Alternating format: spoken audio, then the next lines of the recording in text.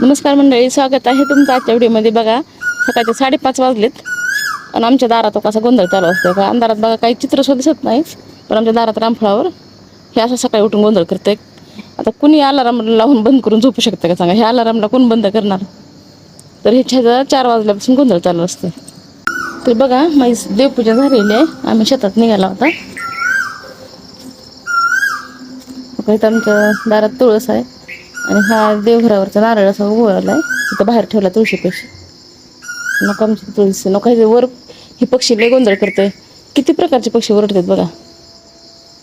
तर कोणतरी झोपू शकेल का? आहे आमच्या सगळ्या गल्ली पूर्ण पहाटे उठते. आणि अंगणात हे रामफळ झाड आहे ते असं, आणि इथं असा गोंधळ चालू असते. आता मी कॅमेरा चालू केला तर त्याने आवाज बंद केला आहे. तर मंडळी, तुम्ही किती वाजता उठता सकाळी हे कमेंटमध्ये नक्की सांगा. आणि तुमच्या दारात झाडं आहेत का ना, असे पक्षी वेगवेगळे आवाज करून तुम्हाला उठवतात का हे कमेंटमध्ये नक्की सांगा. तर बघा, ऐका किती सुंदर आवाज येते.